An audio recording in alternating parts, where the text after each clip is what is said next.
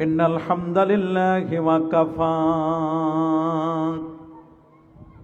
وسلام على عباده الذين اصطفى أما بعد فقد قال الله تعالى في كلامه القديم أعوذ بالله من الشيطان الرجيم بسم الله الرحمن الرحيم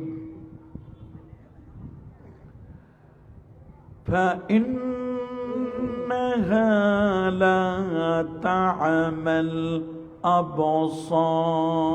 الأبصار ولكن تعمى القلوب التي في الصدور صدق الله العظيم وصدق ورسوله النبي الكريم إن الله وملائكته يصلون على النبي يا أيها الذين آمنوا صلوا عليه وسلموا تسليما الله سيدنا مولانا محمد وعلى آله سيدنا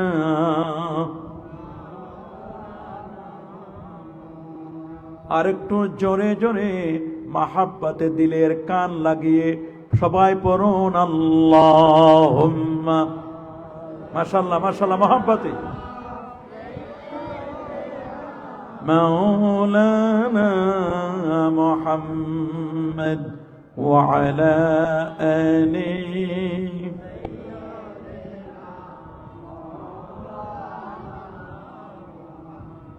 होना ये फुल तो बुलबुल का तरन्नुम भी ना हो चमने दहर में कलियों का तबस्सुम भी ना हो अल्लाह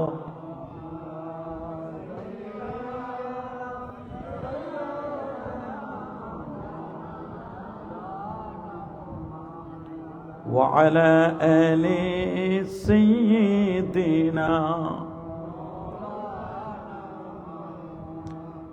لكل نبي في الأنام فضيلة وجملتها مجموعة لمحمد بلغ العلا بكماله كشف الدجى حسنة الجميع صلوا আসুন একটু মাহাব্বতে জিকির করি লা ইলাহা লা ইলাহা ইল্লা লা ইলাহা ইল্লাল্লাহ লা ইলাহা لا إله إلا الله لا إله سبحان الله والحمد لله لا إله لا إله لا إله حسبي رب ربي جل الله ما في قلبي غير الله نور محمد صلى الله لا إله إلا الله سبحان والحمد لله لا إله سبحان الله والحمد لله لا إله لا إله إلا الله محمد رسول الله صلى الله عليه وسلم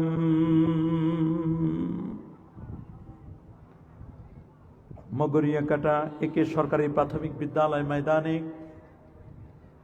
বড় মহেশখালী মগরিয়াকাটা মাহারাপাড়া ও আমতলী রেদা এ মুস্তাফা সাল্লাল্লাহু আলাইহি ওয়াসাল্লাম গাউসিয়া কমিটির উদ্যোগে 11তম আজিমুশ-শান পবিত্র ঈদ মিলাদুন নবী সাল্লাল্লাহু আলাইহি ওয়াসাল্লাম মাহফিল 2026।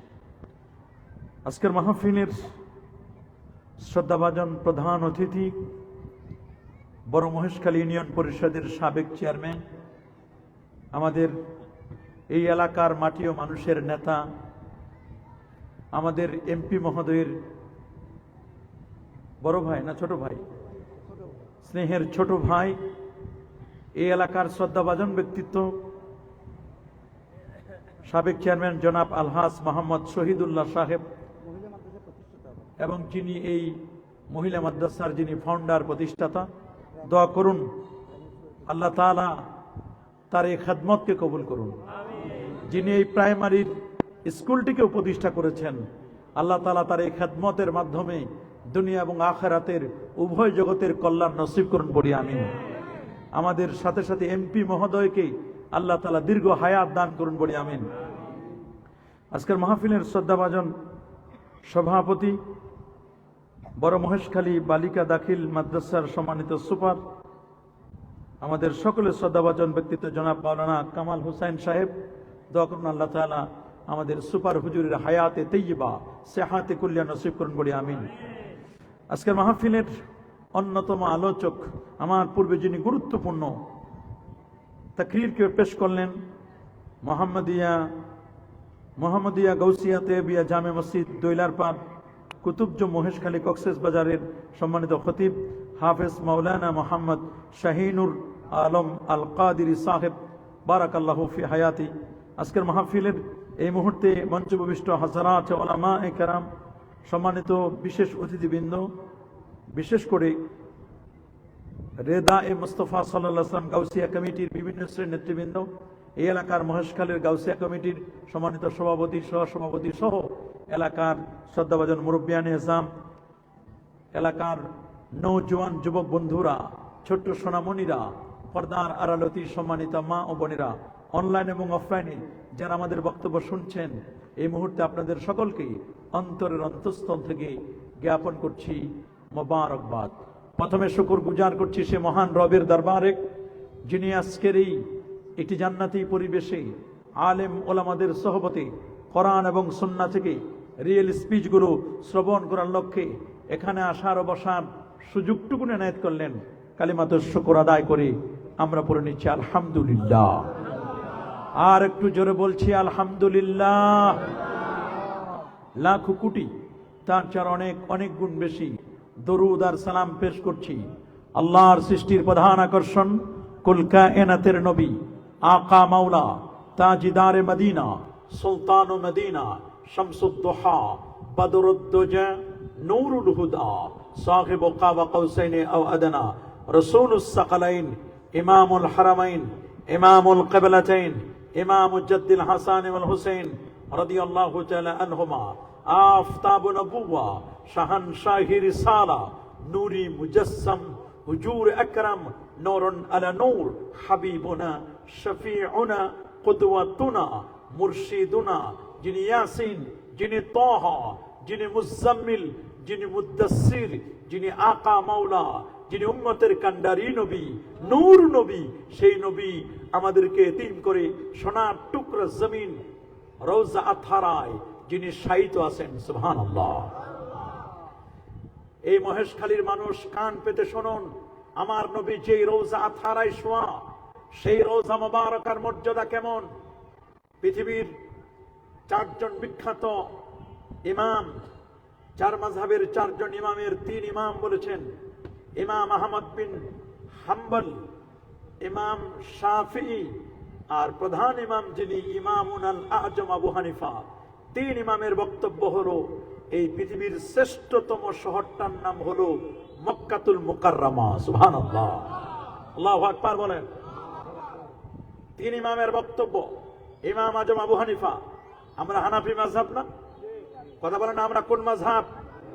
হানাফি মাযহাব। ইমাম আজম আবু হানিফা জান্নাতুল ব্যক্তি নয়, 100 বার যিনি আমার আল্লাহকে স্বপ্নে দেখেছিলেন, 40টি বছর যিনি এশার দিয়ে ফজর পড়েছেন, 55 বার যিনি নবীজির রওজা মুবারাকা জিয়ারত করেছিলেন, যিনি আল্লাহর ঘর খানে কাবায় 2 রাকাত নামাজ পড়ে প্রথম রাকাতে ডান পায়ের বৃদ্ধাঙ্গুলির উপর ভর করে 15 পারা কোরআন মাজিদ তেলাওয়াত করেছিলেন, যিনি দ্বিতীয় রাকাতে বাম পায়ের বৃদ্ধাঙ্গুলির উপর ভর করে বাকি 15 পারা কোরআন মাজিদ তেলাওয়াত করে 2 রাকাত নামাজে 1 খতম কোরআন মাজিদ তেলাওয়াত করে আল্লাহর দরবারে দুটো হাত তুলে বলেছেন, আল্লাহ আনা আব্দুকা দয়ীফ, আল্লাহ আমি তোমার দুর্বল বান্দা, আমার কোনো ইবাদত নাই, 2 রাকাত নামাজের সামান্যতম একটু ইবাদত করেছি, আল্লাহ তুমি আমার ইবাদতটুকু কবুল করে নাও।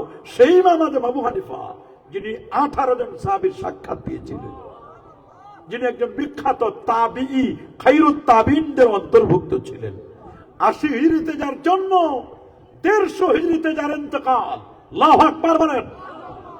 যিনি রমাদান কারিমে 62 খতম কোরআন মাজিদ তেলাওয়াত করতেন, 700 তাবিঈ থেকে যিনি জ্ঞান লাভ করেছিলেন, যার 90,000 ছাত্র ছিল, 6,500 টিচার্স শিক্ষক ছিল, আল্লাহু আকবার বলেন। আদবটা ছিল কেমন? একদিন পিছনে কিছু ছাত্র নিয়ে এক এলাকা রাস্তা দিয়ে হেঁটে যাচ্ছিলেন, সুবহানাল্লাহ বলেন। হঠাৎ করে তার জুতা খুলে নিলেন। ছাত্র জিজ্ঞেস করলো, হুজুর হঠাৎ করে রাস্তার মধ্যে জুতা খুলে নিলেন, স্যান্ডেল খুলে নিলেন, কারণটা কি? বলে এই গ্রামে আমার একজন ওস্তাদ, একজন শিক্ষক আছে। হয় না? আরো জোরে বলেন আল্লাহু আকবার বলেন। বলে এই গ্রামে আমার একজন শিক্ষক আছে, যে গ্রামে আমার ওস্তাদ থাকে, এই গ্রামের রাস্তা দিয়ে আমি জুতা পায়ে দিয়ে হাঁটবো, আমার কাছে বেয়াদবি মনে হয়। আল্লাহু আকবার বলেন। আপনি চিন্তা করতে পারেন এই রকম আদব বর্তমান জমিনে বাটি চালান দিয়ে খুঁজে পাওয়া যাবে কি? এরকম আদব আছে? পারলে মুরব্বীরে ধাক্কা দিয়ে চলে যায়, ওস্তাদের রুমে তালা মারে দেয়। শুনেন নাই ওস্তাদের রুমে কি করছে? ওস্তাদরে খাবার বন্ধ করে দিয়েছে, শিক্ষককে 3 দিন ধরে পানি দেয় নাই, নামাজ পড়তে পর্যন্ত দেয় নাই, আমাদের কাছে রিপোর্ট আছে। আর ইমাম আজম আবু হানিফা ওনার উস্তাদ, যেই জায়গা ওনার উস্তাদের বাড়ি, ও রাস্তা দিয়ে যাওয়ার সময় জুতা খুলে গেলেন। ছাত্ররা জিজ্ঞেস করলেন, হুজুর জুতা খুললেন কেন? বলে এই গ্রামে আমার একজন উস্তাদ আছে। বলেন না, এই গ্রামে আপনার কোনো উস্তাদ থাকতে পারে না, শিক্ষক থাকতে পারে না। বলে কেন? এই গ্রামে যারা বাস করে সবাই সুইপার, মেথর, সবাই কি সুইপার, মেথর। আপনার কি আবার মেথর ওস্তাদ আছে নাকি? বলে হ্যাঁ, আমার একজন ওস্তাদ আছে, সুইপার, মেথর। আল্লাহু আকবার বলেন। ছাত্র জিজ্ঞেস করলেন, ওস্তাদ জি আপনি মেথর, সুইপার ওস্তাদের কাছে কি শিখেছিলেন? আমি একবার ছাত্রদের ক্লাস নিচ্ছিলাম, ক্লাস নেওয়ার সময় আমার এক ছাত্র দাঁড়ায় গেছে, দাঁড়ায় জিজ্ঞেস করলেন, হুজুর কুকুর কখন সাবালক হয়? আল্লাহু আকবার বলেন। কি কুকুর কখন বালেগ হয়? কুকুরের কথা কোরআনে নাই? নাই? ওয়ালা বিসুফি কাহাফিহিম সালাসামিয়াতি সিনিনা ওয়াজদাদু তিসআ, এর সাথে রয়েছে ওয়া কালবুহুম বাসিতুন যিরাআইহি বিল ওয়াসিদ। আল্লাহু আকবার বলেন। 7 জন যুবক নিজের ঈমান, আমল, আকীদাকে সংরক্ষণ করার জন্য ওই যুগে বাদশাহ দাকিয়ানুস যখন বলল মূর্তির সামনে মাথা নত করো, 7 জন যুবক 7 এলাকার কেউ কাউকে চিনে না, ওরা বলল আমরা জীবন দিব, যৌবন দিব, কল্লা দিয়ে দিব, মাথাটা দিয়ে দিব, কিন্তু ঈমান দিব না। আল্লাহু আকবার বলেন। আমরা মূর্তির সামনে মাথা নত করতে পারবো না। বাদশা বলল তোমরা আমার দেশে থাকতে পারবে না, বলে আমরা তোমার দেশে থাকতেও চাই না। আল্লাহু আকবার বলেন। তখন এই 7 জন যুবক রওনা হলো পাহাড়, গুহা, কাহাব, গুহায় যাবেন, গুহায়। সুবহানাল্লাহ বলেন। এখন এরা যে গুহায় যাবে এদের পাহারা দিবে কে? তখন একটা কুকুর আরবি ভাষায় কথা বলতে লাগলো। কুকুর আরবিতে কথা বলল যে ভাই তোমরা তো যাচ্ছ পাহাড়ে, কাহাব মানে গুহায়, তোমাদের সাথে আমারে সঙ্গী করে নাও। তোমরা যখন ভিতরে ঢুকবে তোমাদের উপর যেন কেউ আক্রমণ করতে না পারে, আমি তোমাদেরকে পাহারা দেব। কুকুর পাহারা দিল 7 জন যুবক, ইমানদার আল্লাহওয়ালা যুবককে। রে যুবকরা, আসহাবে কাহাবের 7 জন যুবক যদি ঈমান আকীদা সংরক্ষণের জন্য দেশ ছাড়তে পারে, পাহাড়ে আশ্রয় নিতে পারে, আজকে আমাদের যুব সমাজ কোথায়? তোমরা কেন ইমানদার আহলে সুন্নাহ ওয়াল জামাতের আকীদার জন্য তোমরা কেন তোমাদের জীবন বাজি রেখে তোমরা কেন সামনে চলতে পারো না? তোমরা কেন রেজায়ে মুস্তাফার সংগঠনে কেন অংশগ্রহণ করতে পারো না? তোমাদের কাছে আমার প্রশ্ন।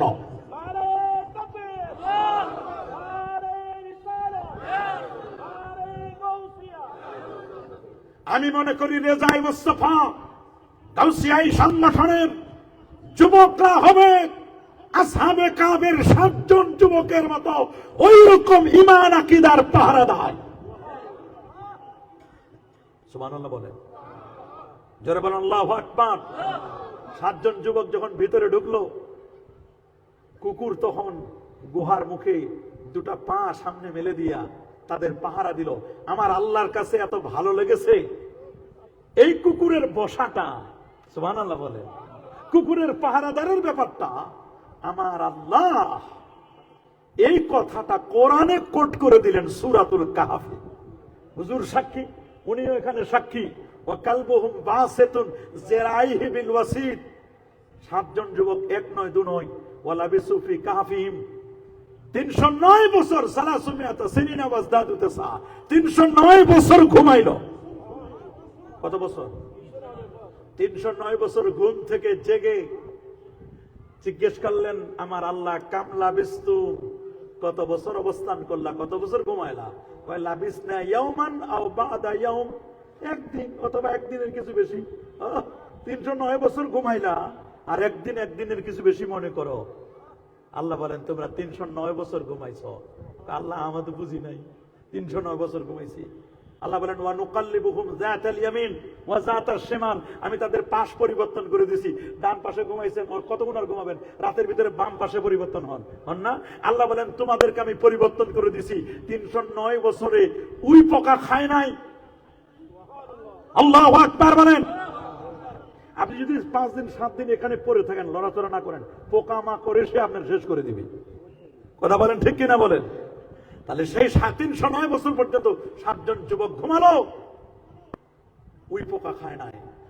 যুবক আল্লাহর ওলিদেরকে যদি উই পোকা না খায়, আল্লাহর পয়গম্বর নবী এবং রাসূল যারা, তাদেরকে কি কখনো মাটি খাইতে পারে? পারে নাকি? তাহলে সমস্ত নবী রাসূলগণ আপন আপন রোজা মোবারকায় তারা কি জিন্দা নয়? হাত তুলে দেখান আমাদের আকীদা আছে না নাই? নারায়ে তাকবীর, নারায়ে রিসালাত, আহলে সুন্নাত ওয়াল জামাত, রেজায়ে মুস্তাফা সংগঠন, নারায়ে তাকবীর। 309 বছর পর্যন্ত ঘুমালো। সুবহানাল্লাহ বলো। কুকুরটা যে পাহারা দিল, ওলামায়ে কেরাম বলেছেন, এবং একটি হাদিস রয়েছে, যদিও হাদিসটি দুর্বল, ফজিলতের ক্ষেত্রে কোনো সমস্যা নাই। 10টা প্রাণী জান্নাতি হবে, তার মধ্যে আসহাবে কাহফের কুকুরটাও জান্নাতি হওয়ার সমূহ সম্ভাবনা। একটা কুকুর যদি ভালো মানুষের সোহবতে থেকে জান্নাতি হতে পারে। আমরা কি ওলি আল্লাহ, আলিম, ওলামা, পীর, বুজুর্গ, হক্কানি সংগঠনের সাথে থেকে আমরা কি জান্নাতে যাওয়ার আশা পোষণ করতে পারি না? এই আশা আমাদের নাই? কি বলেন নাই? অবশ্যই আছে। ইমাম আজম আবু হানিফাকে জিজ্ঞেস করলেন, কুকুর কখন বালেগ হয়? উনি বললেন, আমি 3 মাস পর্যন্ত বই পুস্তক খুঁজে পাই না, টেনশন করতেছি। তা আমার বাথরুম পরিষ্কার করার জন্য এসেছিল সুইপার। সুইপার আমাকে দেখে বলেন, হুজুর খুব টেনশন করতেছেন মনে হচ্ছে। আবু হানিফা বদে ইমামে বাসাফা আসে রাজে উম্মতানে মুস্তাফা সাহেব বজবো ইউসুফ কাজী শুদা ওয়াজ মুহাম্মদ জুলমিনান রাজি শুদা। যিনি ছিলেন সিরাজুল উম্মতি।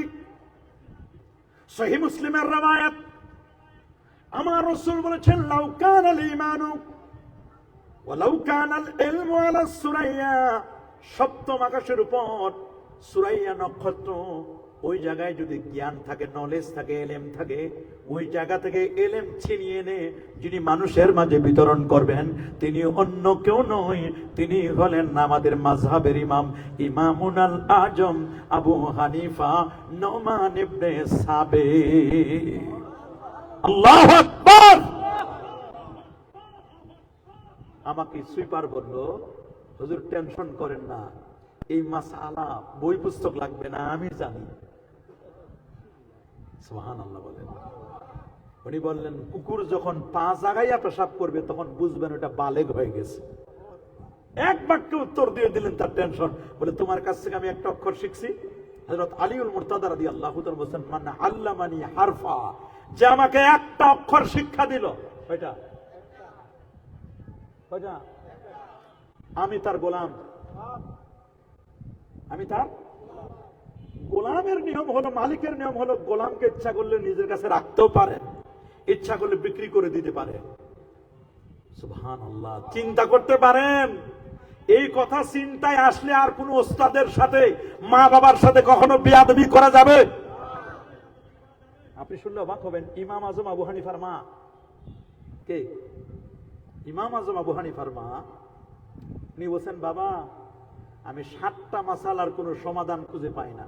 কয়টা? 7টা মাসালার সমাধান খুঁজে পাই না। কয়টা? 7। আমাকে মুনজের মৌলবীর কাছে নিয়ে যাও। উনি বড় বক্তা, ওয়াইস, প্রসিদ্ধ আলেম। কিন্তু ইমাম আজম আবু হানিফার মা, উনি জানে না আমার ছেলে এত বড় আলেম, সারা বিশ্বের আলেম ওলামা উনার কাছে পড়তে আসে। বাড়িতেই তো বড় মুফতি আজম, যিনি কোরআন এবং সুন্নাহ থেকে 12,70,971টা মাসআলা বের করেছেন। আল্লাহু আকবার বলেন। তো বলেন, মা চলেন 15 দিনের প্যাকেজ নিয়ে একটা ঘোড়ায় নিয়ে মুনজের মৌলবীর বাড়িতে যাচ্ছেন ইমামুল আজম আবু হানিফা। মায়ের সন্তুষ্টি দেখেন।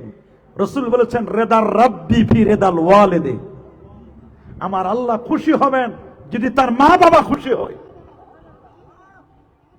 ওয়া সাখাতুর রব, রবের অসন্তুষ্টি, সাখাতুল ওয়ালিদাইন, মা বাবা যদি অসন্তুষ্টি হয়, মা বাবা যদি বেজার হয়, তাহলে আমার আল্লাহ বেজার হয়।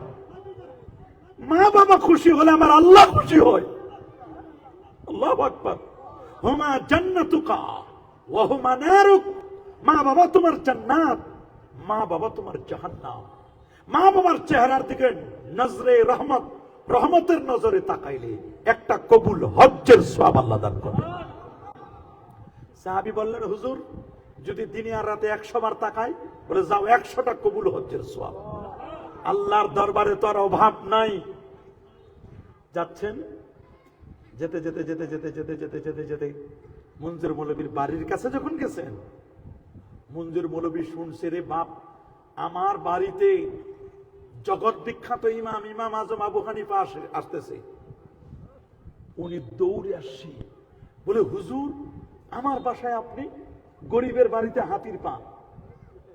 আপনি হুজুর আমারে সম্মান দিতেন, আমি যাইতাম আপনার বাসায়, দেশের বিখ্যাত আলেম ওলামা আপনার কাছে যাই। বলে চুপ, আমার মা জানে আমি কিচ্ছু জানি না। সুবহানাল্লাহ বলেন। আমার মা জানে আমি কিচ্ছু জানি না। আমার মা 7টা মাসালা শিখার জন্য তোমার কাছে আসছে। আল্লাহু আকবার। মুনজির মৌলভীর মাথা নষ্ট। হুজুর আপনি থাকবেন উপস্থিত, আর আপনার মা মাসালা জিজ্ঞেস করবে, আমি দেব উত্তর। হুজুর এর চেয়ে আমার মরে যাওয়াই ভালো। দেখছেন কারবার। বলে চুপ, মা শুনবে। মার বড় আগ্রহ 7টা মাসালা তোমার কাছ থেকে জানবে। বলে হুজুর তাহলে আমি কি করব? বলে চুপ করে থাকো, আমি তোমারে 7টা মাসালা মা যা জানতে চাইবে আমি তো আমাকে তো আগে বলবে, তা আমি এগুলো শোনার পরে তোমারে আমি বলে দিব, তুমি উত্তর। বলে হুজুর বলে দিলে খালি হবে না, আমি যদি ভুলে যাই আমার লিখে দিয়েন। পর্দার আড়ালে থাকবে আপনার মা, আমি থাকবো আরেক প্রান্তে। আপনার মা তো আর দেখবেন, আপনি লিখে দিবেন, আমি পরে পরে খালি শোনাই দেব। আল্লাহু আকবার বলেন। আরো যেন আল্লাহু আকবার। দেখছেন আপনি কারবারটা। 7টা প্রশ্নের উত্তর লিখে দিছি। প্রশ্ন করে মুনজির মৌলভী উত্তর দেয়। উত্তর দেওয়ার পরে শেষ উত্তর দেওয়া। আসলে তো সব উত্তর লিখে দিছে কে? ইমাম আজম আবু হানিফা। আল্লাহু আকবার বলেন। আপনারা হানাফি মাযহাবের কিনা? কি বলেন? আপনারা কি মাযহাব মানেন কি মানেন না? আমরা কি লা মাযহাবি না মাযহাবি? মাশাআল্লাহ, আমরা কি মাযহাবি। কেন মাযহাব মানে? কোরআন হাদিস থেকে মাসলা মাসাইল বের করতে পারি না, ঠিক কিনা বলেন? এই যে আপনাদের এখানে লবণের মাঠ আছে না, লবণ চাষ করেন যারা, সবাইকে এখানে লবণ কি করে? মাঠে সবাই করে? যারা মাঠে করে তারা তো আর লবণ কিনে না, কিন্তু যারা ওইখানে চাষ করে না তাদের লবণ কিনে খাইতে হয় না? সবাই কি নদীতে মাছ ধরে? যারা মাছ ধরে তাদের তো কিনা লাগে না। তা হয় আপনি যেহেতু মাছ ধরতে পারেন না, ব্যস্ত আপনি, শীতকালের মধ্যে মাছ ধরে এই মাছ বাজার, উনি যে আমাদের জন্য কষ্ট করে মাসলা মাসাইল বের করলেন, উনার মাসালাটা আপনি নিবেনও না, আবার উনাকে গালি দিবেন, এটা তো নিমক হারামের মতো কাজ। কথা বলেন ঠিক কিনা? আমরা কি মাযহাব মানি, মানবো কি মানবো না? কারা কারা মাযহাব মানতে চায় হাত তুলে দেখান। নারায়ে তাকবীর, নারায়ে রিসালাত। মাশাআল্লাহ মাশাআল্লাহ। আমরা মাযহাব মানবো, আমরা লা মাযহাবি নই, আমরা সালাফি নই, আমরা ওয়াহাবি নই। আমাদের পরিচয় আমরা আহলে সুন্নাহ ওয়াল মাশাআল্লাহ, আমরা আহলে সুন্নাহ ওয়াল। ইমাম আজম আবু হানিফার মা বললেন, বাবা এই খুঁতি, এটা আমার স্বর্ণরৌপ্যের জিনিস, টাকা পয়সা, এই টাকাটা নিয়ে আমার ওস্তাদ, তোমার ওস্তাদ, তার কাছে হাদিয়া দাও। সুবহানাল্লাহ। আর বলবা যে মায়ের কাছে আর নাই, মার কাছে যদি আরো কিছু থাকতো তাহলে আরো দিত। হাদিয়া দিলেন। বলে হুজুর আপনি আবার হাদিয়াও দিলেন? বলে হ্যাঁ। চুপ, মা জান না, মা যেন না বুঝে যে আমি এগুলো করছি। মায়ের খুশির জন্য ইমাম আজম আবু হানিফা কি না করলেন। সুবহানাল্লাহ বলেন।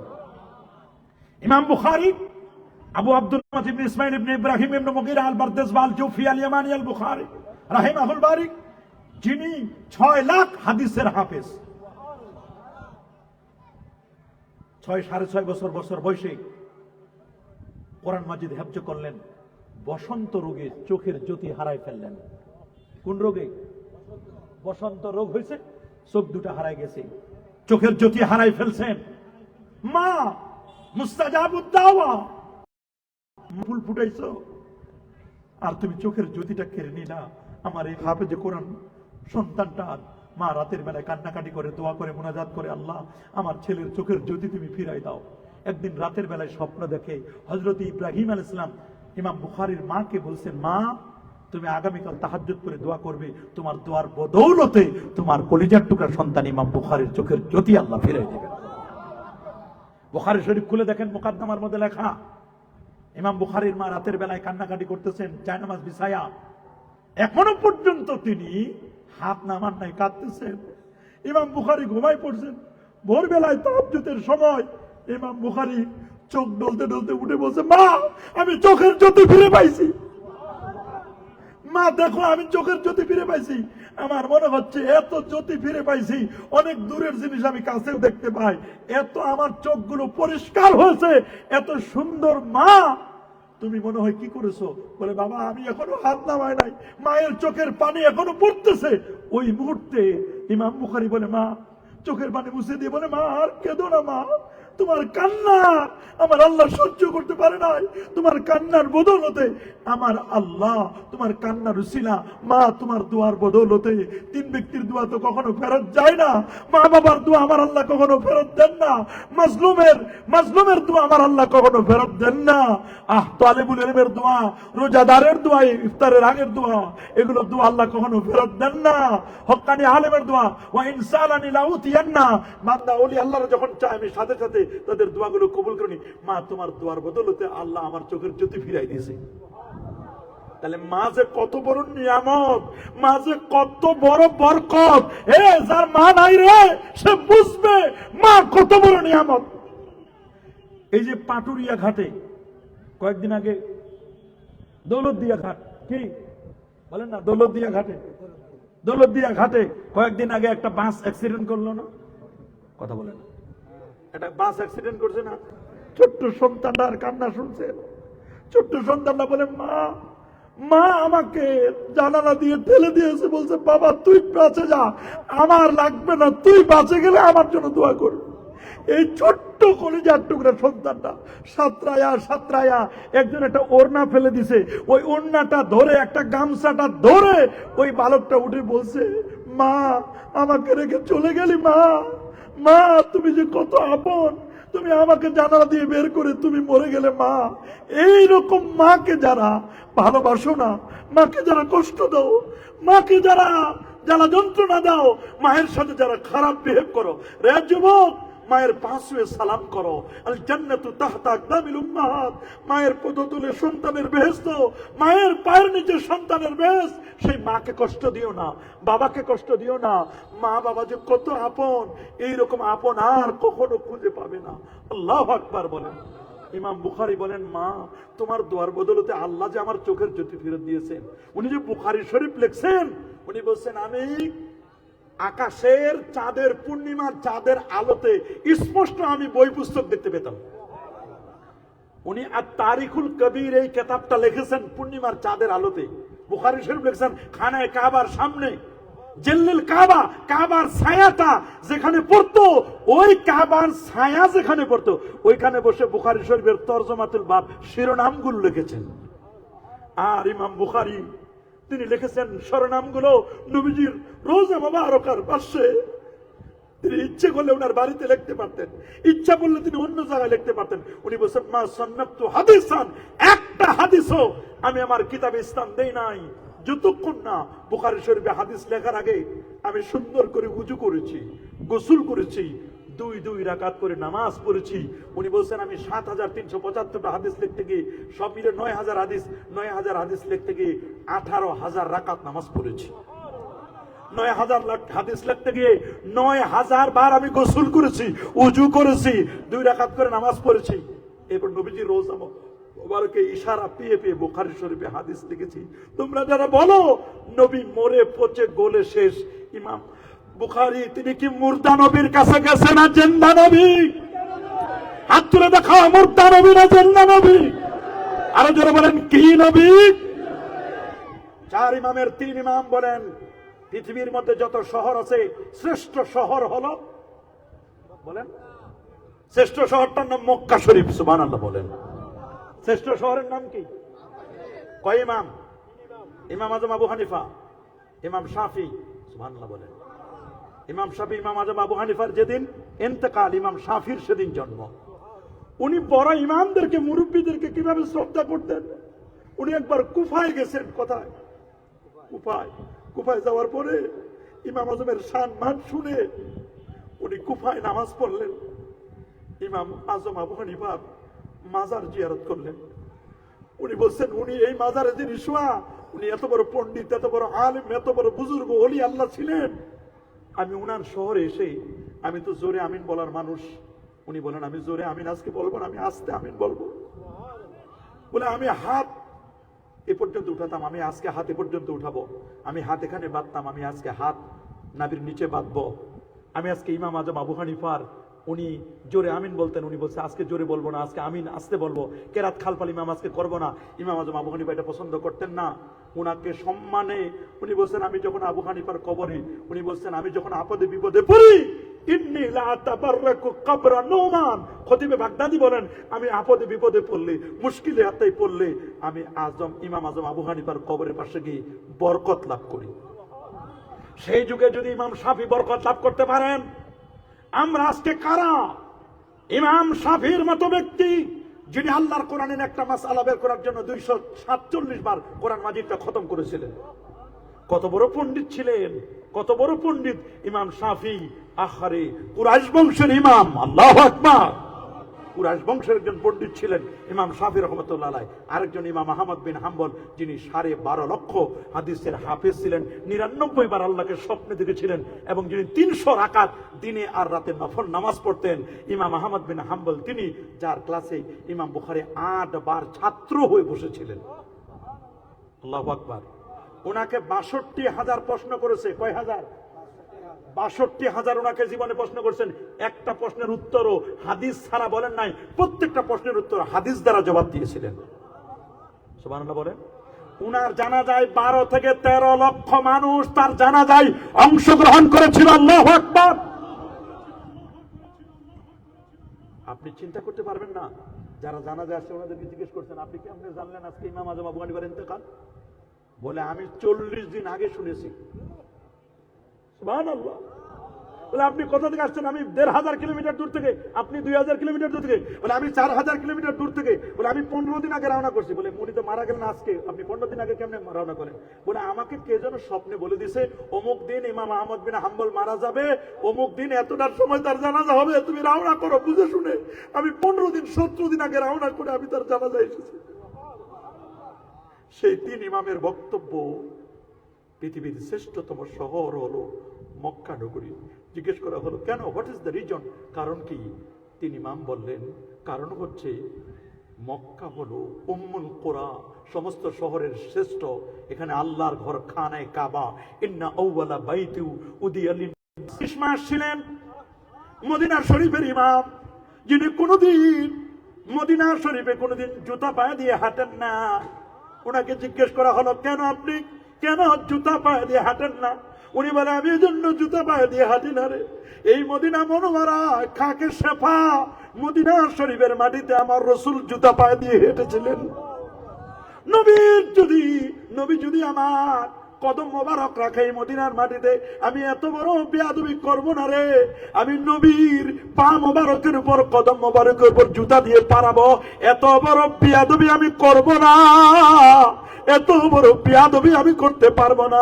উনি দোতলা বিল্ডিং এ উঠতেন না। বলে, নবীজি নিচে থাকবে, আমি উপরে থাকবো, এটা বেয়াদবি হয় নাকি? এই জন্য দোতলা বিল্ডিং এ উনি উঠতেন না। উনি মদিনার হেরেমের মধ্যে বাথরুম করতেন না। যখন বাথরুমের চাপ ধরতো, তখনই তিনি হেরেমের বাইরে গিয়ে একটা পা হেরেমের ভিতরে, আরেকটা পা হেরেমের বাহিরে, বাথরুম সারে পাক সাফ হয়ে তিনি মদিনা শরীফে প্রবেশ করতেন। মদিনায় নবীর ইন্তেকালের, নবী যেখানে ইন্তেকাল করছেন মদিনা শরীফে উনার ইন্তেকাল হোক, এই জন্য জীবনের শেষ দিকার হজ করতে যান নাই। আল্লাহু আকবার, আল্লাহু আকবার। সে ইমামুদ দারিল হিজরা ইমাম মালিক বলেন, তোমরা 3 ইমাম বলো পৃথিবীর শ্রেষ্ঠ শহর হলো মক্কা নগর, মক্কা শরীফ। আমি বলতেছি না, পৃথিবীর শ্রেষ্ঠ শহর হলো আল মদিনা আল মুনাওয়ারা। আল্লাহু আকবার বলেন।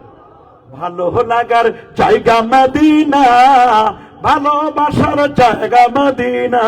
বলেন, ভালো লাগার, ভালোবাসার জায়গা মদিনা। আহা মদিনা যে নূরের খাসিনা, প্রেমিক ছাড়া কেউ তো বুঝে না। সেই মদিনা মনোয়ারা যাইতে মন চায় না? কার কার চায়? দেখি দেখি দেখি দেখি। আল্লাহ আল্লাহ আল্লাহ আল্লাহ আল্লাহ, তুমি কবুল করো মালিক। বলেন আমিন। আরে যারা বলেন আমিন। মদিনা মনোয়ারা যদি অনেক দূরে রে, মুমিনের কাছে তো আর মদিনা শরীফ দূরে না। কি মদিনার মোমেনের কাছে দিবি? সোনার মদিনা বহু দূরে, কিন্তু মদিনাওয়ালা আমার অন্তরে, আমার অন্তর জুড়ে মদিনা আছে রে। ওই মদিনা কবে যাব মন মানে না রে। আল্লাহু আকবার। কিন্তু দুঃখ লাগে রে বাবা, এই তো মাদ্রাসার সিলেবাসে আমাদের দেশের কিছু টাটকা ওলির, কি ওলি, কিছু টাটকা ওলির অনুসারী, জিন্দা ওলির অনুসারীরা, কিছু সালাফি ভাইরা আমার দেশের নবম দশম শ্রেণীর আকাইদ এবং ফিক মাদ্রাসার সিলেবাসে রোজা শরীফ জিয়ারতের চ্যাপ্টারটাই উঠাই দিল। বলে নবীর রোজা যাওয়ার দরকার নাই, পরা কপাল, নবীর রোজা যেতে চাও না। হজ হয় মক্কা শরীফ, আর হজ কবুলের উসিলা আমার নবীজির মদিনা মনোয়ারা। মদিনা মনোয়ারা রাসূল বলেন, মান জানি সায়রান, যে লোকটি কেবলমাত্র একমাত্র আমি রাসূলুল্লাহ জিয়ারতের উদ্দেশ্যে আসলো, অন্য কোন উদ্দেশ্যে আসলো না, কুনতু লাহু শাফিয়ান ইয়াউমাল কিয়ামা, আমি নবী তারে কিয়ামতের ময়দানে সুপারিশ করে জান্নাতে নিব। মান সারা কবরি ওয়াজাবাত লাহু শাফাতি, যে আমি নবীর রওজা জিয়ারত করবে ওই লোকটাকে সুপারিশ করা ওয়াজিব হবে। মান সারানি বাদা মামাতি কান্নামা সারানি ফি হায়াতি, যে লোকটি আমার ইন্তেকালের পরে জিয়ারত করলো ওই লোকটা কেমন যেন আমার জীবিত অবস্থায় সাক্ষাৎ করলো। আল্লাহু আকবার বলেন। সেই নবীর রওজা আমরা যাব না, নাকি নবী মরে পচে গলে শেষ? কি বলেন? নবী মরে পচে গলে শেষ। ওরা বলেছে, শাইখুল ইসলাম ওদের ইবনে তাইমিয়া বলছে, নাসিরউদ্দিন আলবানিও বলছে, কয় মদিনায় শিরক জন্ম হয়, মাজার রেজে এই রোজাটা যদি সরাইতে পারতাম তাহলে ভালো হতো, শিরক থেকে মানুষ বাঁচতো। নাউজুবিল্লাহ বলেন। আহারে, ওই জায়গায় গিয়ে মানুষ আশিকে রাসূল হয়। কথা বলেন, নবী কি হয়? তিন ইমামের বক্তব্য, পৃথিবীর শ্রেষ্ঠ শহর কি? মক্কা শরীফ। আর একজন ইমাম বলছেন পৃথিবীর শ্রেষ্ঠ শহর কি? মদিনা শরীফ। ইয়াসরিব নামে ছেলে তুমি অলক্ষণের দেশ, বড়ই মারাত্মক ছিল তোমার পরিবেশ, নবীর ছোঁয়া লেগে তুমি সোনার মদিনা, সব বলিব কিন্তু তোমায় ভুলতে পারি না। আহা ভুলি নাই, বলবো না, বলতে পারি না, ভুলি নাই, বলতে পারি না, সব বলিব কিন্তু তোমায়। কাকে শেফার অধিকারী তোমায় করেছেন, জান্নাতের বাগান নবী তোমায় বলেছেন। আরে তোমার বুকে প্রবাহিত নূরের ঝরনা, আরে তোমার বুকে প্রবাহিত নূরের ঝরনা, সব ভুলিব কিন্তু তোমায়। বুখারীর বর্ণনা, আল্লাহুম্মা হাব্বিব ইলাইনাল মদিনা কাহুব্বে মক্কা, আল্লাহ তুমি মদিনাকে আমাদের জন্য প্রিয় করে দাও, যেমনি ভাবে তুমি মক্কাকে প্রিয় করে দিয়েছ। মদিনাকে হেরেম করেছ ইব্রাহিম নবীর দোয়ার বদৌলতে, আর মদিনা মুনাওয়ারাকে হেরেম করে দাও আমার রাসূলের দোয়ার বদৌলতে। আল্লাহু আকবার বলেন। আরো যারা বলে আল্লাহু আকবার। আমার জীবনের একটা বাস্তব ঘটনা বলি। 2010-এ যখন প্রথম হজে গেলাম, কত 2010-এ যখন প্রথম হজে গেলাম, অনেক কষ্ট করে, টাকা নাই, পয়সা নাই, বড় আশা মদিনায় যাব, আমার রাসূলের রওজায় গিয়ে সালাম জানাবো। কষ্ট করে 1 লক্ষ টাকা জোগাড় করলাম। একজনে হাদিয়া দিয়ে বলল, হুজুর এটা নিয়ে মদিনা মুনাওয়ারায় যাও। 1 লক্ষ টাকা দিয়ে যখন রেডি হয়ে গেল, মদিনা মুনাওয়ারায় গেলাম। আমি তো প্রথম গেছি, বুঝি না। অনেকে বলছে, হুজুর এখানে সামনে মসজিদে বেলালের দিকে একটা খেজুরের মার্কেট আছে, আসরের নামাজটা তো মক্কা শরীফ মদিনা শরীফে আগে হয়ে যায়। আসরের নামাজ পড়ে হাঁটতে গেলাম, বলে হুজুর মার্কেটে ঢুকে একটু খেজুর খাই। যেতে যেতে যেই দোকানে যাই একটা করে খেজুর নিই। হাবিবি হালাল ফুল মাসে তান্তা দয়ফুর রহমান, তুমি আল্লাহর মেহমান, যা মন চায় একটা কেন, যে কয়টা মন চায় খাও। মোটামুটি 8-10টা দোকান থেকে খাইলাম, ক্ষুধাও লাগছিল, একটু খেলাম। পরে এই দোকানে এই দিক দিয়ে আর তো যাওয়া যায় না, পরের আরেকটা এসে গেলাম।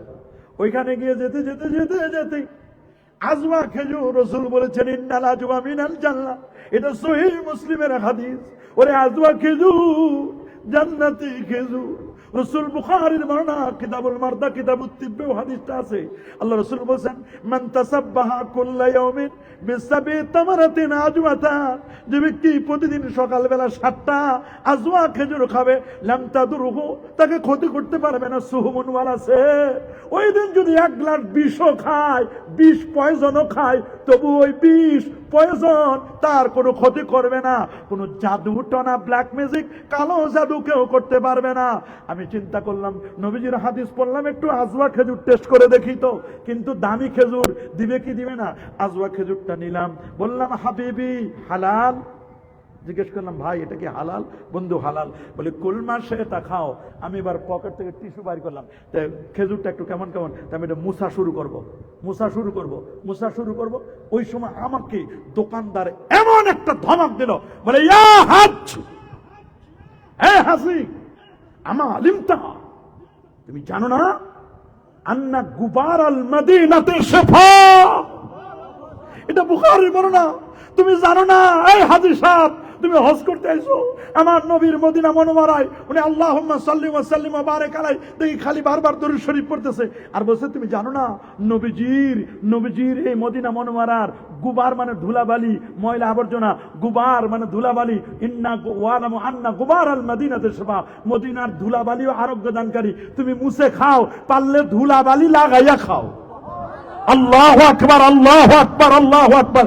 আমি অবাক হয়ে গেলাম, আহারে একজন ব্যবসায়ীর কি আকীদা, কি ভালোবাসা, কি নবীর প্রেম, কি নবীকে তাজিম করে, নবীকে তাকরিম করে। আর আমি যখন দেখি আমার দেশের দাড়িওয়ালা, টুপিওয়ালা, আবাওয়ালা, কাবাওয়ালা, জুব্বাওয়ালা, বড় বড় মসজিদের খতিব, ওরে বাপরে বাপ, নবীর সামনে গোস্তাখি করে, বেয়াদবি করে, তখন আমাদের কলিজাগুলো ছিঁড়ে যায়। যখন রিসালাতের কথা বলে না, শুধু তাওহীদ তাওহীদ তাওহীদ, রিসালাতকে বিশ্বাস করে না। শোনো, কোরআনের দলিল আমার নবীজি, কোরআনের দলিল আমার নবীজি, আল্লাহর দলিল আমার নবীজি। আল্লাহ যে আল্লাহ এটা চিনেছি নবীর মাধ্যমে, কোরআন যে আল্লাহর কালাম এটাও চিনেছি নবীর মাধ্যমে। কুল কায়নাতের সৃষ্টি আমার নবীর কারণে, নবী না হলে কিছুই হতো না। সেই নবীকে যারা মাইনাস করো, আমার আল্লাহ তোমাদেরকে দুনিয়া থেকে মাইনাস করবে।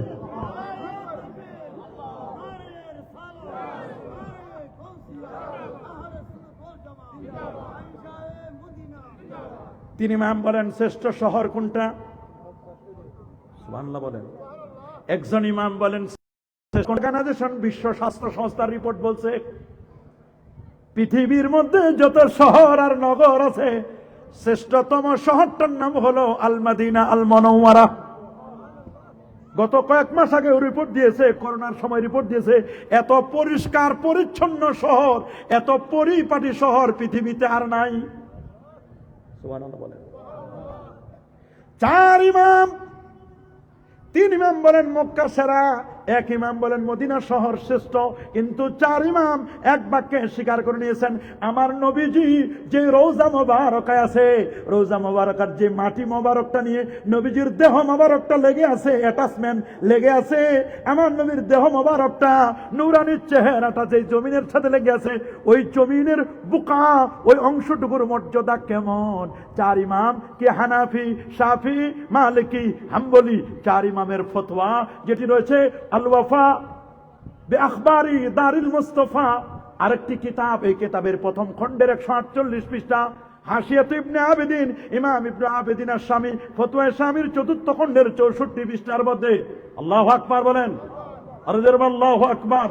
আল্লামা কাজী ইয়াস তার লেখা বিখ্যাত কিতাব আশ-শিফা বিতারিফি হুকুকিল মুস্তাফা 2য় খণ্ডের 64 পৃষ্ঠার মধ্যে লিখে দেওয়া আছে স্পষ্ট করে, ওই নবীজির রওজা মোবারকের মাটিটুকুনের মর্যাদা গোটা পৃথিবী, এমনকি আল্লাহর ঘর খানে কাবা, মিনাল কাবাতিল মুনিফা ওয়াল মুশাররাফা, কাবা শরীফ এর চেয়ে আরো দামি। ওয়াকালাত তাকিউদ্দিন সুবুকি রাহিমাহুল বারি, আল্লামা তাকিউদ্দিন সুবুকি রাহিমাহুল বারি বলেন, শুধু আমার নবীজির রওজা মুবারকার মর্যাদা গোটা পৃথিবী, আল্লাহর ঘর খানে কাবা নয় রে, হাত্তা মিনাল আরশিল আজিম, এমন কি আমার আল্লাহর আরশে আজিমের চেয়ে দামি হলো আমার নবীজির রওজা মুবারকা।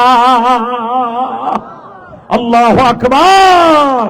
কারণ আরশ হলো আল্লাহর সৃষ্টি, কুরসি আল্লাহর সৃষ্টি, লৌহ কলম এগুলো হলো আল্লাহ পাকের সৃষ্টি।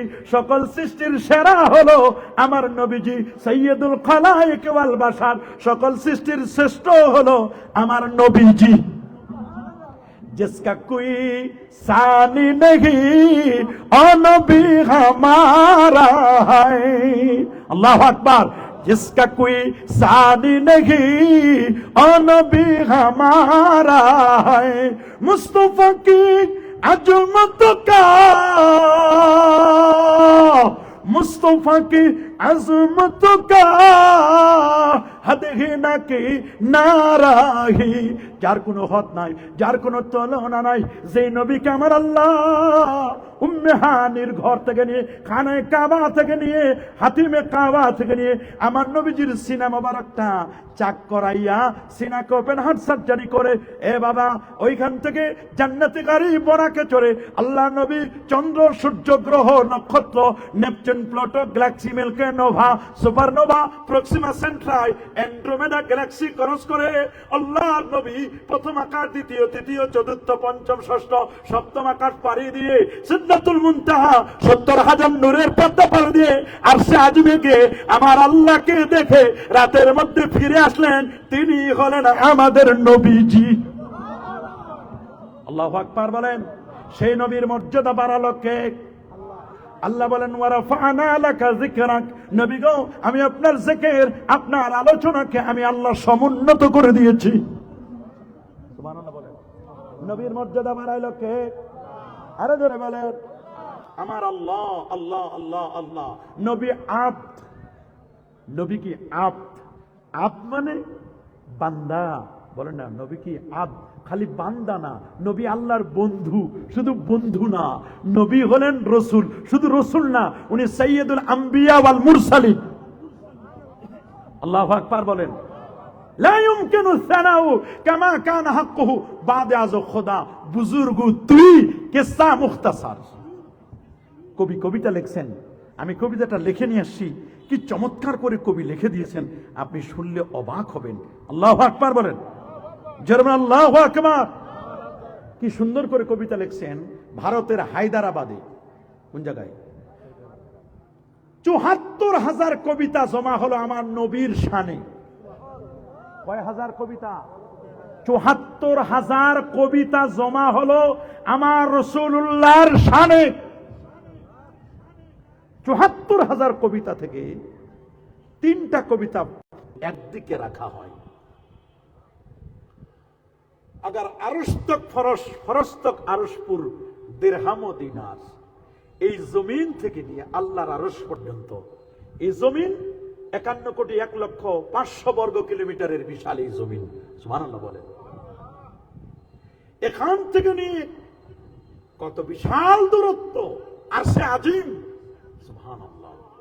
সে আরশে আজিম থেকে নিয়ে এই মহেশখালী পর্যন্ত যত ফাঁকা জায়গা, সমস্ত ফাঁকা জায়গাটা মানে পুরাই দাও, ইতমাম করো, পূর্ণ করো দিরহাম দিনার স্বর্ণ এবং রৌপ্য মুদ্রা দিয়া।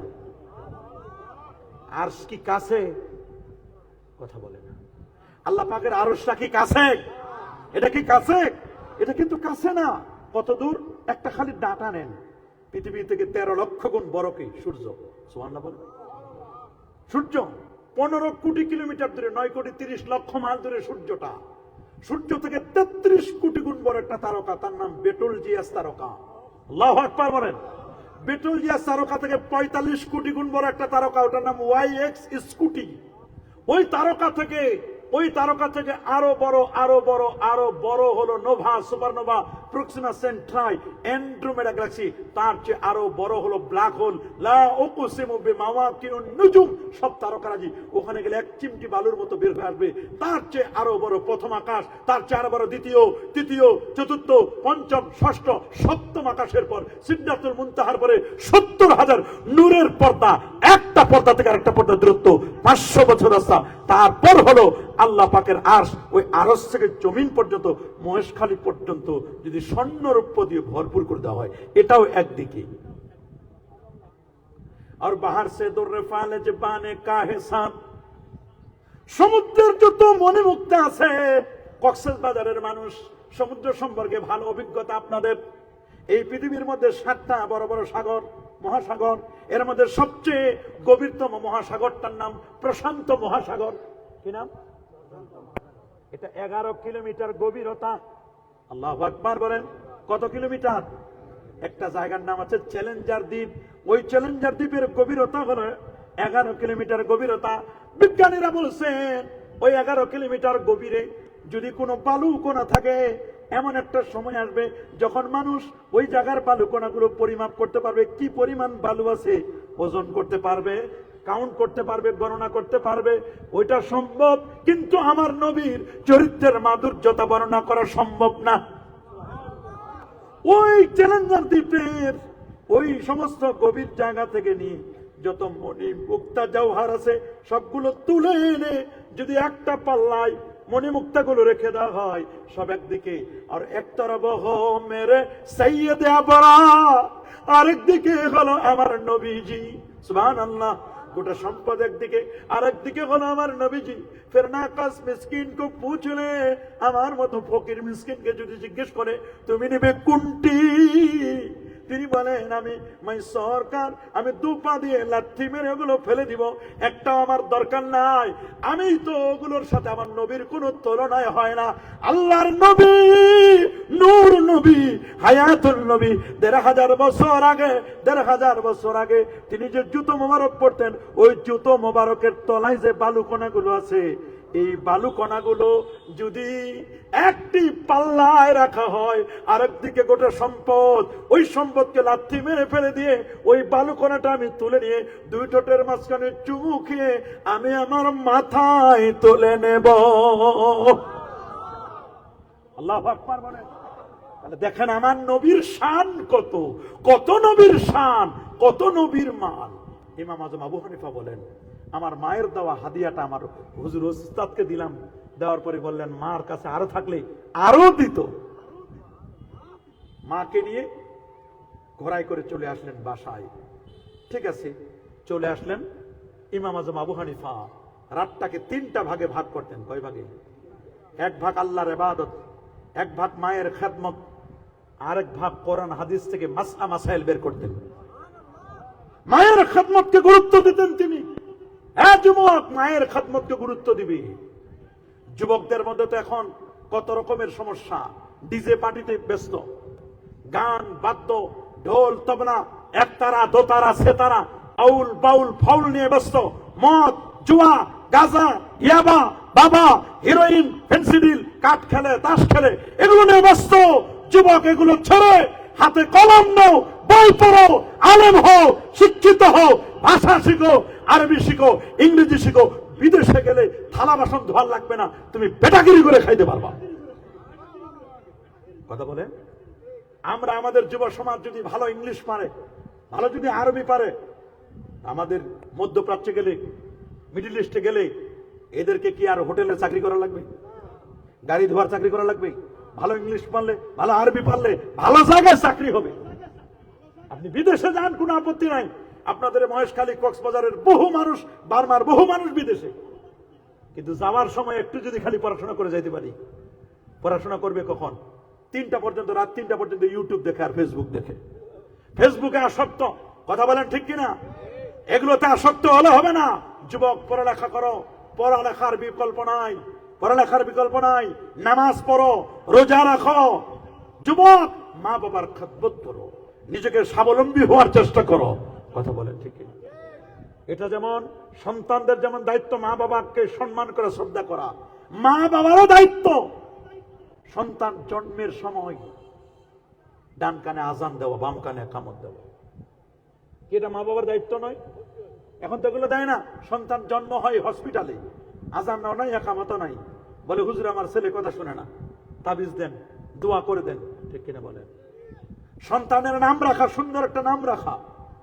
এখন যে নামগুলো রাখে তা তো বলার মতো না। কথা বলেন, সুন্দর নাম রাখবেন। আমার আল্লাহর কাছে প্রিয় নাম হচ্ছে আব্দুল্লাহ এবং আব্দুর রহমান। সুবহানাল্লাহ। সন্তানের আকিকা করা 7 দিনের মাথায় আকিকা করাতে হবে, সন্তানকে খাতনা দিতে হবে, সন্তানকে ভালো তালিম, ভালো স্কুলে পড়াতে হবে। ছোটকালে মা বাবার নামগুলো যেমন উচ্চারণ করবেন, আমরা পড়াবো না ছোট বাচ্চাদেরকে আকডুম বাগডুম ঘোড়ার ডিম সাজে ঢাক ঢোল সারাদিন বাজে। এগুলো আমাদের পড়ানো যাবে না। আমাদের টার্গেট থাকবে পড়ব না মা স্কুলেতে হাড্ডিমা টিম টিম, পড়ব মাগো মাদ্রাসাতে আলিফ লাম মিম। আমাদের সন্তানদেরকে আলিফ লাম মিম পড়াতে হবে। রাসূল বলে দিয়েছেন, আল্লিমু আওলাদাকুম সালাসা খিসাল, তোমরা তোমাদের সন্তানদেরকে তিনটা বিষয় শিক্ষা দিবা। কয়টা? এক, হুব্বিল কোরআন, কোরআনের ভালোবাসা। দুই, হুব্বিন নবী, নবীর ভালোবাসা। তিন, হুব্বে আহলিল বাইত, আহলে বাইতের ভালোবাসা। নাই তো এখন আহলে বাইতের ভালোবাসা, নবীর ভালোবাসা নাই, কোরআন মাজিদ পড়তে পারে না। দেখেন আপনি কোরআন মাজিদ রমজান মাসে যা পড়ে হাফেজ সাহেবরা কোরআন, মনে হয় তোতা পাখির মতো 5G গতিতে কি পড়ে তা বোঝাই যায় না। কথা বলেন, কোরআন মাজিদ খালি পড়লে হবে না। ইমাম আজম আবু হানিফা রাহমাতুল্লাহ আলাইহি উনি মায়ের খেদমতে আত্মনিয়োগ করলেন। রাতের বেলায় উনি পড়াশোনা করতেছেন, হঠাৎ করে মা ডাকলেন, আবু হানিফা, বাবা নোমান। জি মা। কি হয়েছে মা, বলো, কি খেদমত করতে পারি? বলে, বাবা আমি তাহাজ্জুদ পড়েছি, আসো তোমাকে একটু জিজ্ঞেস করি, একটু তোমার জন্য দোয়া করব। কি দোয়া করবে মা? বাবা আমি তোমাকে কয়েক মাস আগে এক মুনজির মৌলবীর কাছে নিয়ে গেছিলাম ওয়াইজ মাসলা জিজ্ঞেস করার জন্য।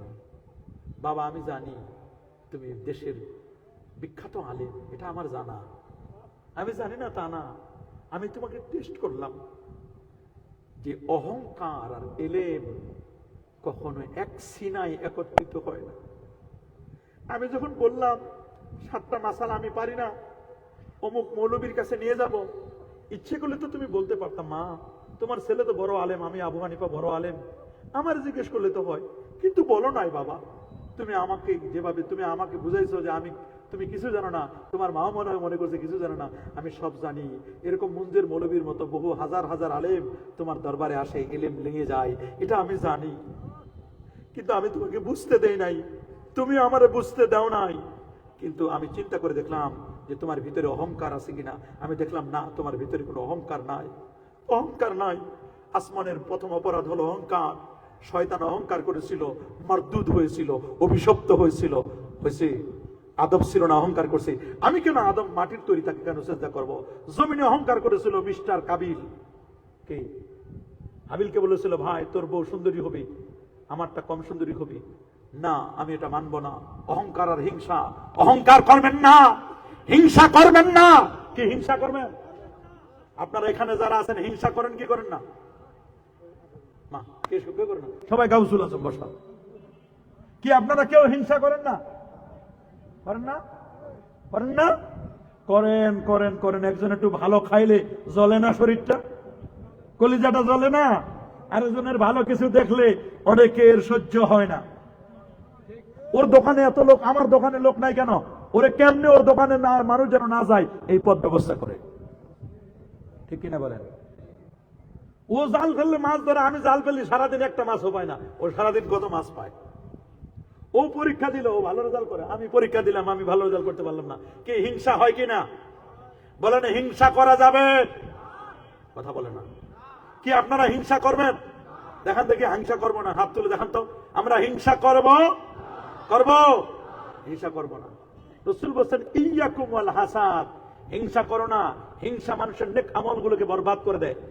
কামা তাকুলুন নারুল হাতাব, আগুন যেমন কাঠকে জ্বালাইয়া পুরাইয়া সারখার করে দেয়, হিংসা মানুষের নেক আমলগুলোকে বরবাদ করে দেয়। হিংসাটা থাকে কোন জায়গায়? কলবে। বলেন, কথা বলে না। আমি কিন্তু আজকে তেলাওয়াত করছি কলবের আয়াত। আল্লাহ বলেন ফাইন্নাহা লা তা'মাল আবসার, চোখ অন্ধ হয় না। কি অন্ধ হয় না? চোখ অন্ধ হয় না। ওয়ালাকিন তা'মাল কুলুব, বরং অন্ধ হয় মানুষের কলব, অন্তরটা অন্ধ হয়ে যায়। অন্তর কোথায়? আল্লাহ বলেন আল্লাতী ফিস সুদূর, অন্তরটা হলো বাম দুধের 2 আঙ্গুল নিচে, এই জায়গায় হলো কলব। বলেন এই জায়গায় কি? কলব হলো 3 প্রকার। বলেন কলব কয় প্রকার? আপনারা কি বুঝতেছেন আমার কথা? কলব কয় প্রকার? বলেন কলব কয় প্রকার? 1 নম্বর বলেন কলবে মারিদ, অসুস্থ অন্তর। কি অন্তর? কলবে মাইয়েত, মুর্দা দিল, মরা কিছু আছে, এই অন্তর। আল্লাহ বলেন ওয়াফি কুলুবিহিম মারাদুন, তাদের অন্তরে আছে রোগ। এইগুলো রোগ, এই রোগগুলো দূর করতে হবে, তাহলে আপনি ভালো হতে পারবেন। আর কলবে মাইয়েত হলো সেই অন্তরে আল্লাহর জিকির নাই, কোরআনের তেলাওয়াত নাই, ওই অন্তরটা মরা দিল। মাসালুল্লাযী ইয়াযকুরু ওয়াল্লাযী লা ইয়াযকুরু কামাসালিল হাইয়্যি ওয়াল মাইয়িত, যার দিলে আল্লাহর জিকির নাই, ওই দিলটা হলো মুর্দা দিল, মুর্দা দিল। কলবে সালিম ইয়াওমা লা ইয়ানফাউ মালু ওয়ালা বানুন ইল্লা মান আতাল্লাহ বিকলবিন সালিম। যার অন্তরে আল্লাহর প্রেম আছে, মহব্বত আছে, ভালোবাসা আছে, এই লোকটার অন্তরটাই হলো কলবে সালিম। আমরা কি কলবে সালিম চাই কি চাই না? চাই। মানব দেহ 3.5 হাত বডি, কয় হাত বলেন না, কয় হাত? এই 3.5 হাত বডির মধ্যে 3টা জিনিস সবচেয়ে গুরুত্বপূর্ণ। কয়টা? সবাই বলেন আরেকটু জোরে। কয়টা অঙ্গ গুরুত্বপূর্ণ? এক, বলেন ব্রেন। 1 নম্বর কি? সবাই বলেন। জবান, এটা 2 নম্বর। কলব কয় নম্বর? 3 নম্বর। 1 নম্বর হলো ব্রেন, 1 নম্বর কি? 2 নম্বর জবান। বলেন 2 নম্বর। 3 নম্বর কলব। 1 নম্বর ব্রেন। 1 নম্বর কি? ব্রেন। 2 নম্বর কি? জবান। 3 নম্বর হলো কলব। কলব কলব, এই 3টা জিনিস খুবই অর্গান, খুবই গুরুত্বপূর্ণ। আল্লাহু আকবার বলেন। এখানে খুব সূক্ষ্ম কথা বলতেছি, খুব খেয়াল করে শুনবেন। ব্রেনে 80 কোটি নিউরন আছে। নিউরন কয় কোটি? 80 কোটি নিউরন। তার সূক্ষ্মতার এই ব্রেনটা, মানুষের মগজের ওজন হলো 1.5 কেজি, 3 পাউন্ডের মতো ব্রেনের ওজন, মগজটার ওজন। সুবহানাল্লাহ বলেন। এখানে জ্ঞান তৈরির কারখানা। বলেন এখানে জ্ঞান তৈরির কারখানা, জ্ঞান তৈরির কারখানা। জবান, এখানে হয় জ্ঞান, এক ধরনের জ্ঞান। আর ইলমে মারিফত, ইলমে মুকাশাফা, এইটা তৈরির কারখানা হলো কলব। এখানে মহব্বত, হৃদ্যতা, ভালোবাসা, ঈমান, তাকওয়া, এই জায়গায় থাকে কলবের মধ্যে। তাকওয়া, মহব্বত, ভালোবাসা। আর এই জায়গায় থাকে সাধারণ নলেজ, জ্ঞান। আর এই জায়গার মাঝখানে যেটা, এটার নাম হলো জবান। এই জবানটার নাম হলো ডেলিভারি সেন্টার। আপনি এখান থেকে যা বলবেন ওই অনুযায়ী ফতোয়া হবে। আপনি যদি ব্রেন থেকে বলেন তাহলে বুঝবেন এটা সাধারণ, আপনি যদি কলব থেকে বলেন এটা অসাধারণ। মানুষ বলে, ভাই আপনি আমারে ভালো তো বাসেন, মুখে মুখে ভালোবাসেন, অন্তর দিয়ে ভালোবাসেন না। অন্তর দিয়ে ভালোবাসা, এটার জিনিসটার অ্যাকশনে আলাদা। যারা এই জায়গা থেকে বলে, তারা বলবে কবর জিয়ারত করার কোনো দরকার নাই, মানুষটা মরে গেছে, শেষ, ওর কাছে যাব কেন? আচ্ছা আপনারা বলেন কবর জিয়ারতের দরকার আছে না নাই? আপনারা বিশ্বাস করেন কবর জিয়ারত করতে যাওয়া যাবে কিনা? যাবে যাবে যাবে যাবে। অনেকে বলে এগুলো লাগে না, মরে গেছে, শেষ, মরে গেছে। এক সময় তো করোনার সময় ফতোয়াও দিছে, কে কে জানি, বলছে মরে গেছে, পুরাই দে লাশটা, দরকার নাই। কথা বলেন। কিন্তু আমাদের মাননীয় প্রধানমন্ত্রী, উনি কিন্তু ঠিকই যে কোনো অনুষ্ঠানে তার মা বাবার কবর জিয়ারত করতে যায়। এখন ফতোয়া দিবা কি? কবর জিয়ারত করলে যদি শিরক হয়? আমার রসুল তো আরো আগে, রসুলের কথা বলে তো কোনো কথাই নাই। আল্লাহর নবী নিজে প্রত্যেক বছরের শেষ দিকে তার মার কবর জিয়ারত করতে যেতেন। তার চাচা আমির হামজা, সৈয়দুল শুহাদা আমির হামজার কবর জিয়ারত করতে যেতেন। সুবহানাল্লাহ বলেন। নবীজি জান্নাতুল বাকি কবর জিয়ারত করতেন শবে বরাতের রাতে। কি বলেন, কবর জিয়ারত করা যাবে না? আমরা কি কেউ কবরে পূজা করি? কবরে আমরা সেজদা দেই না। কবর হবে জিয়ারত। রাসূল বলেন, কুনতু রাহাইতুকুম আন জিয়ারাতিল কুবুর, আমি তোমাদেরকে কালে কবর জিয়ারত করতে নিষেধ করতাম। আল আনফাজুরুহা, তোমরা এখন কবর জিয়ারত করো। ফাইন্নাহা তুযাক্কিরুল মাউত, ওরে কবর জিয়ারত করলে মৃত্যুর কথা মনে পড়ে। তুযাক্কিরুল আখিরা, আখিরাতের স্মরণিকা হয়। ওয়া তুজাহিদু আনিদ দুনিয়া, লোকটি দুনিয়া থেকে বিমুখ হয়ে আল্লাহর দিকে মনোনিবেশ করে। কবর জিয়ারতের আদব হলো, কবরের সামনে আপনি দাঁড়াবেন, কিবলা থাকবে পিছনে, মাইয়িত থাকবে সামনে। আপনি যার জিয়ারত করতেছেন তিনি আপনাকে চিনতে পারেন, আপনি সালাম দিবেন, সালামের জবাবও পাবেন। সুবহানাল্লাহ বলেন। বলেন না, সালামের কি পাবেন? আপনি সালামের জবাব পাবেন। আপনি যদি সালামটা দিতে পারেন, বলে হুজুর আমরা অনেকে তো জবাব পাই না। জবাব কেমনে পাবেন আপনি? আপনার কাছে আছে অ্যান্ড্রয়েড সেট, ওনার কাছে অ্যান্ড্রয়েড সেট, আপনার কাছে আছে ওই বাটন সেট, 1500 টাকা 1200 টাকা দামের। এখানে কি ভিডিও কলে কথা বলা যায়? ওই রকম আপনারও নেটওয়ার্ক লাগবে, বড় সেট লাগবে।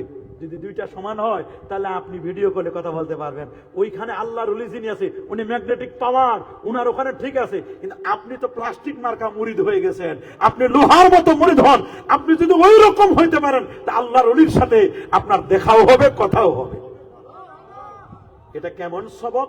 এটার নাম কাশফুল কুবুর। আপনি যদি কবরের সামনে গিয়ে চক্ষু বন্ধ করেন, এই চোখ যখন বন্ধ হয়ে যায় অটোমেটিক কলবের চক্ষু তখন খুলে যায়। এ বন্ধু, এই চোখ যখন বন্ধ হয়ে যায় এটা কলবের চক্ষু তখন অটোমেটিক খুলে যায়। কবি বলেছেন লব্বে বানওয়া গোশে বানওয়া চশমে বান গরনা বিনি নূরে হক ফরমা বখন हकीकत में वही कामिल शिकस्ता दिल जैसी हासिल खुदा तालिब बहुत मिलता शिकस्ता दिल नहीं मिलता। দুনিয়ার চোখটা বন্ধ করো, কলবের চক্ষু খুলে যাবে। হযরত ওমর ইবনুল খাত্তাব রাদিয়াল্লাহু তাআলা 2500 কিলোমিটার দূরে দেখতে পেতেন। এই চোখ যখন বন্ধ করে দিতেন কলবের চক্ষু দিয়ে তখন তার কলবের চোখটা খুলে যেত। উনি এখান থেকে, উনি মসজিদে নববী থেকে নাহমান নামক জায়গা 2500 কিলোমিটার দূরে, ওইখানে তিনি কমেন্ট করতেন ইয়া সারিয়াতু আল জাবাল আল জাবাল, রে সারিয়া পাহাড়টাকে ছেড়ে যেও না, পাহাড়কে সামনে রাখো। শত্রুপক্ষ তোমাদেরকে ও প্রান্তে ওই পারে তোমাদের জন্য অপেক্ষা করছে, পাহাড় ছেড়ে দিলে তোমাদের উপর আক্রমণ করবে, তোমরা পাহাড় ছেড়ে যেও না। এটা হযরত ওমরের এই চোখ নয়, এটা ছিল কলবের চক্ষু। আল্লাহু আকবার। বরং মাইয়েত আল্লাহর ওলি কবরে কি হালে আছেন দেখতেও পারেন। সালাম দিলে সালামের জবাবও পায়। কবরের কাছে গেলে উল্টাপাল্টা বলে, কবরের কাছে গেলে উল্টাপাল্টা নয়। কবরে সূরা ফাতিহা 3 বার, সূরা ইখলাস 10 বার, 11 বার দরুদ শরীফ পড়ে কবর ওয়ালার কাছে চাইবো না, কবর ওয়ালার মালিকের কাছে চাইবো। দেওয়ার মালিক কে? কি বলেন? দেবে কে? আরো জোরে বলেন, কে দিবেন? ইমাম আযম আবু হানিফার মা, বাবা নোমান কাছে আসো, আমি জানি সবকিছু, আমি জানি, আমি দেখলাম তোমার সিনাটার মধ্যে কোনো অহংকার নাই। আমি এবার বুঝছি যে সিনাই অহংকার নাই, ওই সিনাই এলেমে ভরপুর হবে। আসো বাবা, আমি তোমার মা হিসাবে তাহাজ্জুদের সময় গভীর রজনীতে তোমাকে নিয়ে আমি আল্লাহর কাছে দোয়া করি, আল্লাহ আমার নোমানকে তুমি জগতের বিখ্যাত আলেম বানায় দিও, ইমাম বানাই দিও, আমার নোমানকে তুমি কবুল করে নিও। মায়ের দোয়ায় এমন কেউ নাই রে ইমাম আযম আবু হানিফাকে চিনে না। মায়ের দোয়া যদি এত কাজে লাগে, মায়ের দোয়ায় যদি ইমাম বুখারী চোখের জ্যোতি ফিরে পায়, মায়ের দোয়ায় যদি ইমাম আযম আবু হানিফা জগতের বিখ্যাত ইমাম হতে পারে, আমরা মা বাবার দোয়া নিতে রাজি আছি কি নাই? আসি আসি আসি, হাত তুলে দেখান। মা বাবাকে সাথে ভালো ব্যবহার করবো কিনা? নারায়ে তাকবীর, নারায়ে রিসালাত, আহলে সুন্নাত ওয়াল জামাত, রেদায়ে গাউসিয়া মদদায়ে মুস্তাফা সাসাম কমিটি, নারায়ে তাকবীর। এজন্য আপনাকে বুঝতে হবে, আপনাকে বুঝতে হবে, এটা ব্রেন, কি নাম?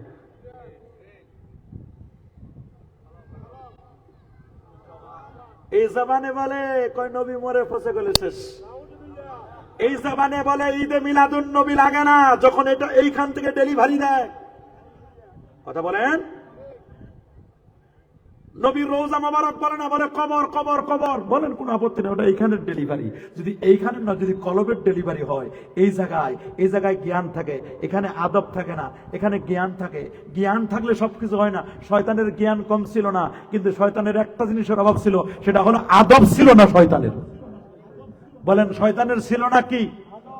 যার আদব নাই, আদব ছাড়া ব্যক্তি কেমন? ব্রেক ফেল করা গাড়ির মতো।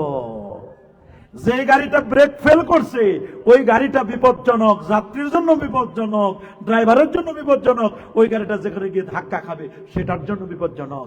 যে গাড়িটা পড়ে গেল, পড়ে গেছে না, যে গাড়িটা পড়ে গেল, ওই গাড়িটা দৌলতদিয়া ফেরিঘাটে যে গাড়িটা পড়ে গেল, এই গাড়িটা ব্রেক ফেল করে পড়ে গেছে। ড্রাইভার ভালো ছিল না, ড্রাইভারে না, কি না, হেল্পার। আমার দেশের কিছু আলেম না, কিন্তু আলেম সাজে। আলেম না, আলেম সাজে যদি ফতুয়া দেয় তাহলে যেমন বিপদ হবে, ড্রাইভার না হয়ে যদি হেল্পার গাড়ি চালায়, ওই হেল্পার গাড়ি চালালে যেরকম বিপদ, আলেম না হয়ে আলেমের জায়গায় বসলে ওই রকম বিপদ। কথা বলেন, যারা বলে মুফতি না, কিন্তু মুফতি সাজে। আছে না নাই? আছে না নাই? এরকম মুফতি না, কিন্তু কি? আবার অনেকে মনে করে আমি বড় মুফতি, আমার চেয়ে আর বড় মুফতি কে আছে? কিন্তু জানে না মুফতির উপরও মুফতি আছে, আলেমের উপর আলেম নাই। এক মুরব্বী ছিল, অনেক বয়স্ক মুরব্বী, উনি ছেলেদেরকে বলছে, বাবা আমার মানুষজন যেভাবে সালাম কালাম করে, আমার মনে হয় আমি সবার মুরব্বী বড়, তা আমার একটু গাঁটটি বস্তা দাও, আমি একটু আল্লাহর দুনিয়াটা দেখে আসি। ছেলেদেরকে বসে, আর ছেলেরা মনে করছে বাবা যে ফজরের সময় যে ডাকাডাকি করে, আইলে মোটামুটি একটু বাঁচি, কয়েকদিন আরামে ঘুমাইতে পারি। দিছে গাঁটটি বস্তা করে, বলে বাবা যাও। 20-25 কিলোমিটার গেছে, যাওয়ার পরে দেখে উনার সেই বয়স্ক একজন মুরব্বী রাস্তার পাশে বসে কাঁদে, কাঁদতেছে। কি করতেছে? বলছে, দাদা কাঁদেন কেন? বলে, এমনি কাঁদি, শখে আমার আব্বা আমার সকালে মারছে। বুঝেন, আমার আব্বা আমার সকালে কি মারছে, থাপ্পড় মারছে, দেখো গালটা লাল হয়ে গেছে। এখন এই মুরব্বী চিন্তা করছে, হায় হায়, আমি মনে করছিলাম আমি মনে হয় বড় মুরব্বী, এই যে আমার চেয়ে বড় মুরব্বী এনে বসে কান্দে, এর আবার আব্বা আছে, এর আব্বা আবার মারতেও পারে, তাহলে এর আব্বা কত মুরব্বী। আল্লাহু আকবার। পরে এই লোক বলছে, চলেন আপনার আব্বার কাছে নিয়ে যাই। আব্বা আরো মারবে, না চলেন আমি বলে দিব না, যে মুরব্বীরে দেখে আসি। এই মুরব্বী তো দেখলাম গেছে, মুরব্বীরে দেখার পরে গেছে, চাচা দাদা আপনি আপনার ছেলের মারলেন কেন? ওই হারামি বেকুবটারে মারবো না, আদর করব? ওর দাদা ফজরের নামাজের পরে হাল চাষ করতে নিয়ে গেছে। ওর দাদা যে এতক্ষণ পর্যন্ত হাল চাষ, আলিম, আলেমের উপরে আলেম আছে, বলেন আলেমের উপর আলেম আছে না নাই? এটা মনে করো না যে তুমি সব জানো। মিলাদ কিয়ামের কয়টা বই পড়ছো মিয়া? আগে পড়াশোনা করো, তারপর বেদাত করে ফতোয়া দিও। কথা বলেন। আমরা ঈদে মিলাদুন নবী পালন করে তোমাদের সহ্য হয় না, মিলাদ কিয়ামের কয়টা বই পড়ছো তুমি? পড়াশোনা করো, তারপর ফতোয়া দিবা। আমরা নবীর মহব্বতে মিলাদ কিয়াম করি, করব কি করব না? আমাদের তারাবি নামাজ হয় কয় রাকাত? বলেন না কয় রাকাত? সবাই বলেন কয় রাকাত? 20 রাকাত। তারাবি হবে কয় রাকাত? বেতের নামাজ নাকি 1 রাকাত পড়বো? আমাদের 1 রাকাত বেতের নাই, আমরা বেতের নামাজ পড়বো কয় রাকাত? 3 রাকাত পড়বো। কাবলাল জুমা বাদাল জুমা পড়ছি, পড়বো কি পড়বো না? সমাজের মধ্যে এখন বেরাম ঢুকছে, জুমার দিন যাই সবার শেষে, দুখুল মসজিদ নাই, তাহিয়াতুল উযু নাই, আসে সবার আগে, আবার শেষে যাইয়া সবার সামনে কাতারে দাঁড়ায়, মানুষকে ঠেলে ঠেলে ঠেলে ঠেলে সামনের কাতারে যায়, আবার পারলে একটা চেয়ার দেয়, চেয়ার নিয়ে চেয়ারম্যান হয়ে বসে। কাবলাল জুমা নাই, বাদাল জুমা নাই, দুখুল মসজিদ নাই, তাহিয়াতুল উযু নাই, দোয়া নাই, মুনাজাত নাই, মিলাদ নাই, বিয়াম নাই, চোখের পানি নাই। আল্লাহ যার নামাজ ঠিক তার সব ঠিক। 5 ওয়াক্ত নামাজের আগের পরে সুন্নত পড়ব, ফজরের আগের সুন্নত পড়ব না? জোহরের আগের সুন্নত, এশার পরের সুন্নত, মাগরিবের পরের সুন্নত, এগুলো আমরা পড়ব কি পড়ব না? এগুলো সমাজ থেকে উঠাই দিচ্ছি। একামতে হাইয়া আলাস সালার সময় দাঁড়াবো, ঠিক কিনা? মাথায় টুপি পরব, পাগড়ি পরব, এগুলো নাই নাই। রাতে তাহাজ্জুদ পড়ব, আমরা শাক পড়ব, দিনের বেলায় ফজরের সূর্য ওঠার 30 মিনিট পরে শাকের নামাজ পড়বো কি পড়বো না? বাসায় পর্দা করব, পর্দা করা ফরজ। সুদ খাবেন না, ঘুষ দিবেন না, সুদে 73টা গুনাহ, সবচেয়ে ছোট্ট গুনাহ আপন মায়ের সাথে জিনা করা। আহাল্লাল্লাহুল বাইআ ওয়া হাররামার রিবা, আল্লাহ ব্যবসাকে করেছেন হালাল আর সুদকে করেছেন হারাম। আর রাশি ওয়াল মুরতাশি কালাহুমা ফিন্নার, যে ঘুষ নেয় ঘুষ দেয় উভয়ে জাহান্নামী। কথা বলেন, জোরে বলেন। সমাজের মধ্যে এগুলো চলে কি চলে না? সমাজের মধ্যে চলে না? সমাজের সুদ ঘুষ চলে না? আমরা ঈদের নামাজ পড়বো কয় তাকবীরে? 6 তাকবীরে। বলেন কয় তাকবীর? অনেকে 12 তাকবীরে পড়ে, পড়ুক।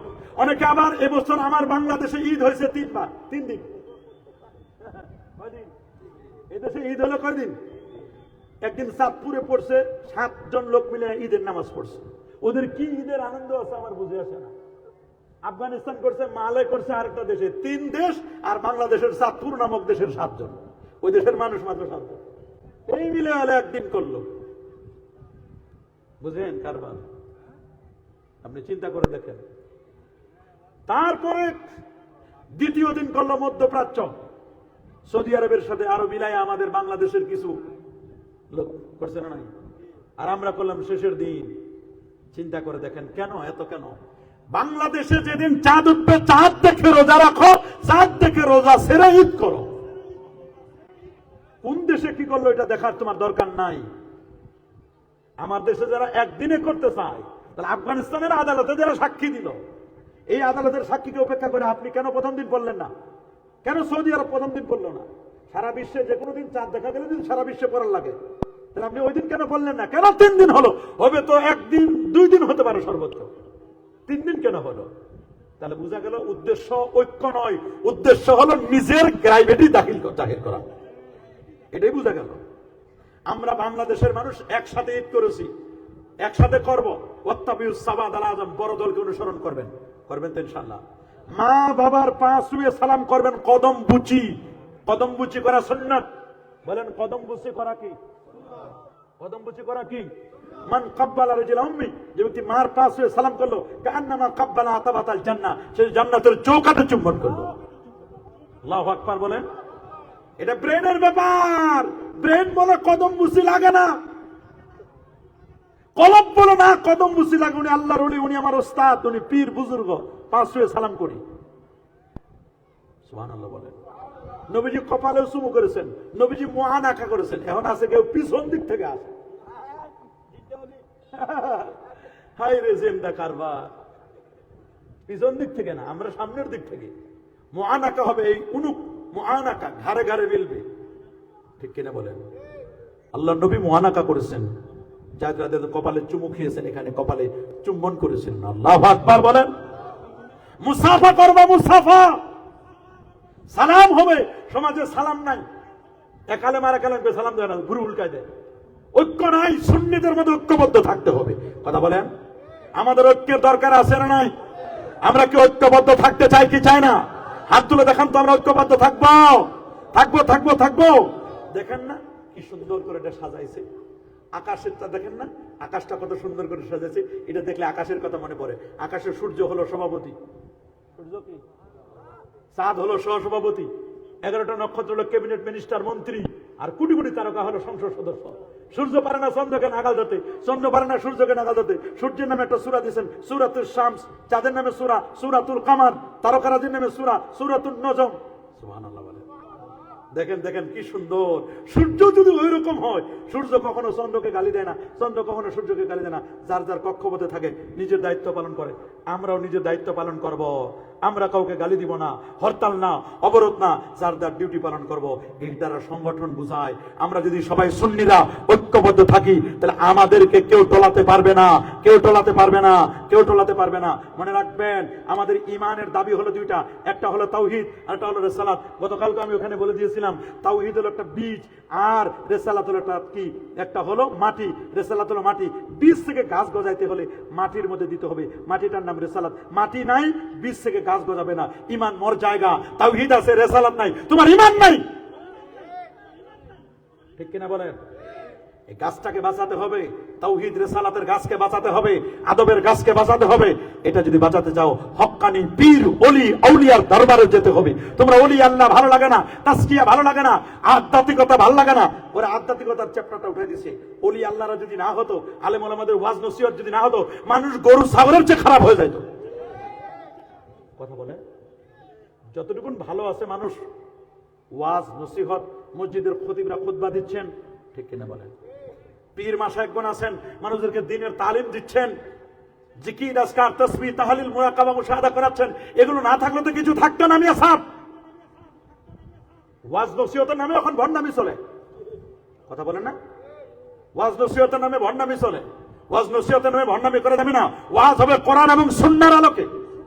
আমাদের দলিল 4টা, কোরআন, সুন্নাহ, ইজমা, কিয়াস। 4টার নিরিখে আমাদের ওয়াজ নসিহত হবে।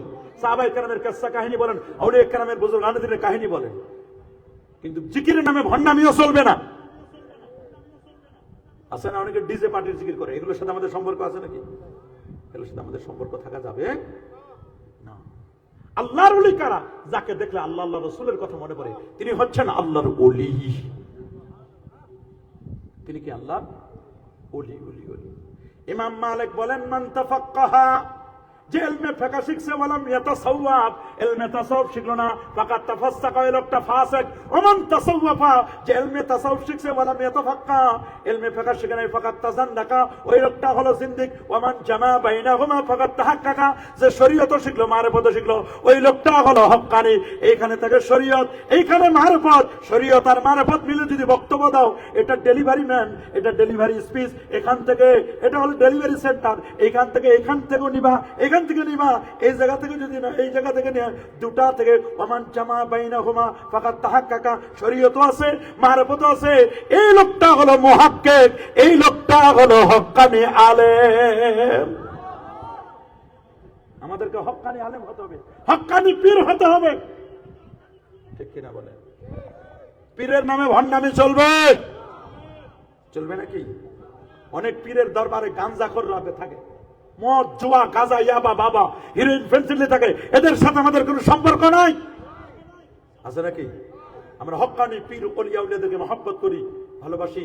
মহেশখালীর ভাইরা, আপনারা মহব্বত করেন, ভালোবাসেন আলেম ওলামাদেরকে। বহু আলেম ওলামা এখানে আসে। আমি 2023 সালে আসছিলাম, ঠিক না? 24 সালে কে আসলো? ফরিদ সাহেব নাকি? 25 সালে শুনছি আসছে তাহির সাহেব আসছে গত বছর। এইভাবে আলেম ওলামার আসতেছে, আমরা আসবো। আপনার আলেম ওলামাদেরকে মহব্বত করেন। ওয়াজ শুধু শোনার জন্য নয়, ওয়াজ আমলের জন্য। মসজিদগুলোতে নামাজের সংখ্যা দিন দিন কমে যাচ্ছে। ফজরের নামাজে নাই, ফজরের নামাজে মুসল্লি নাই। মনে রাখবেন, মুসল্লি চেনা যায় ফজরে, বন্ধু চেনা যায় বিপদে। ফজরের যিনি মুসল্লি তিনি রিয়েল মুসল্লি, বিপদের যিনি বন্ধু তিনি আসল বন্ধু। দুধের মাছের অভাব নাই, অমুক ভাইয়ের চরিত্র ফুলের মতো পবিত্র। কতক্ষণ টাকা আছে, যতক্ষণ টাকা নাই চরিত্রও নাই, ঠিক কিনা বলে? যুবকদেরকে নামাজি হতে হবে। আরে যুবক, মদ জুয়া ছেড়ে নামাজ পড়ো। যার নামাজ ঠিক তার সব ঠিক। আপনি দুনিয়ার যা কাজ করেন, ঠিক আছে, নামাজটা ঠিক রাখেন। কথা বলেন কি? আমরা নামাজ পড়বো না ইনশাআল্লাহ? 5 ওয়াক্ত নামাজ যেন ছুটে না যায়। সুন্নত অনুযায়ী আমল করবেন, মাথায় গোল টুপি দিবেন, মুখে দাড়ি রাখবেন, মেসওয়াক করবেন, হিংসা করবেন না, মানুষের গীবত করবেন না, শিকায়াত করবেন না। আল গীবাতু আশাদ্দু মিনাজ জিনা, জিনা ব্যভিচারের চেয়ে অপরাধ হলো গীবত। সবাই ঐক্যবদ্ধ থাকবেন তো ইনশাআল্লাহ। 12ই রবিউল আউয়াল ঈদে মিলাদুন নবী করবেন না ইনশাআল্লাহ? আপনারা করে আসছেন। এই সংগঠনটার জন্য আপনারা দোয়া করবেন। আমার মনে হয় সময় একেবারে কাছাকাছি, মানে আর মাত্র 15 মিনিট সময় আছে। মিলাদ হবে, কিয়াম হবে, অনেকগুলো কথা বলছি। এটা ব্রেন, এটার নাম কি? এটার নাম জবান। এটার নাম জবানটা ঠিক রাখবেন। রাসূল বলেছেন আমাকে যে দুইটা জিনিসের জামিন দিবে, 2 চোয়ালের মাঝখানে জবান, 2 পায়ের মাঝখানে লজ্জাস্থান, এই দুইটা জিনিসের যে জামিন দিবে, আমি নবীজি তার জন্য জান্নাতের জামিনদার হব। কি এই দুইটা জিনিস ঠিক রাখবেন তো ইনশাআল্লাহ?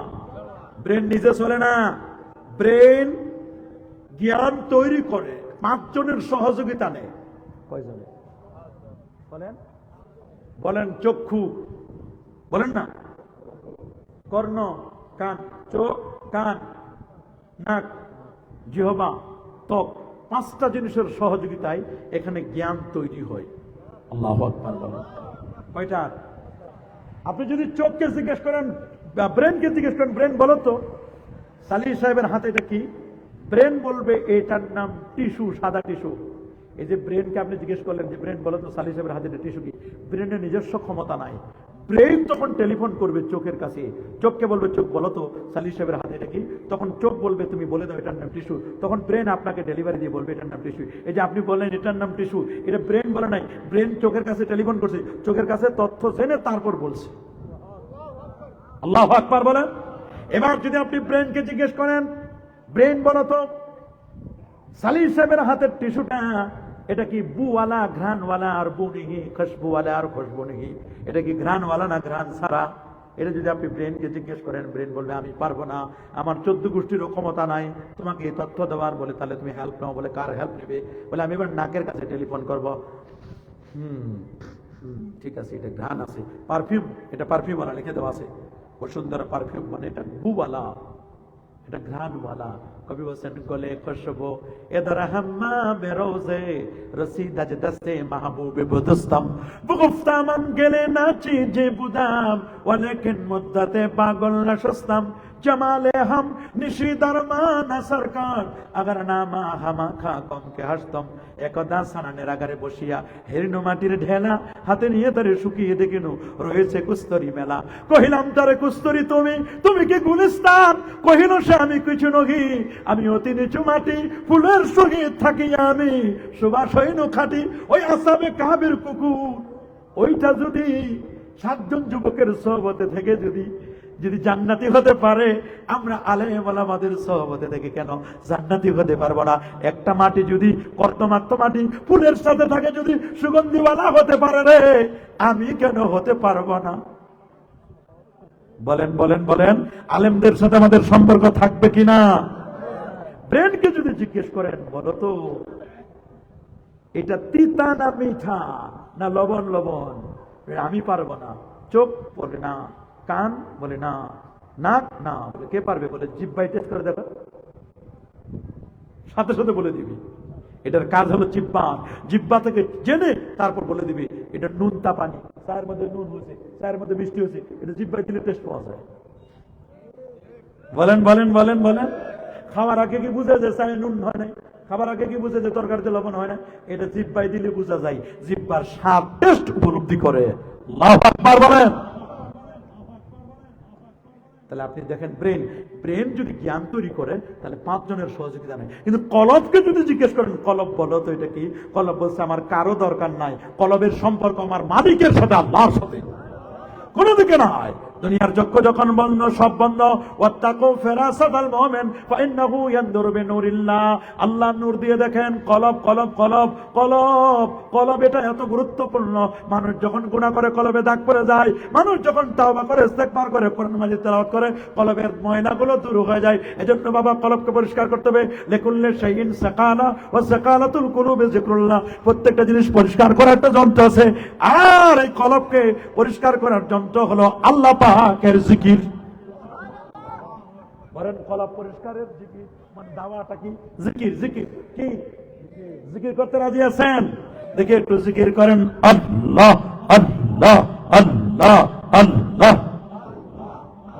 আইনা মোহাব্বতে আল্লাহ আল্লাহ আল্লাহ আল্লাহ আল্লাহ আল্লাহ।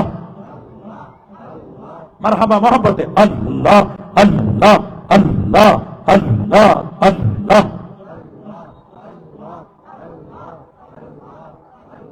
লা ইলাহা ইল্লাল্লাহু মুহাম্মাদুর রাসূলুল্লাহ সাল্লাল্লাহু আলাইহি ওয়াসাল্লাম।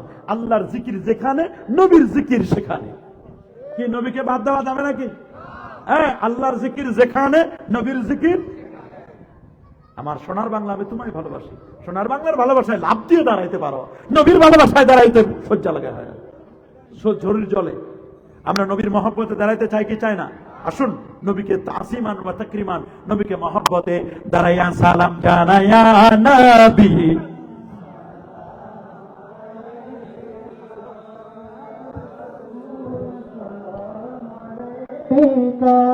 يا حبيب الصلاة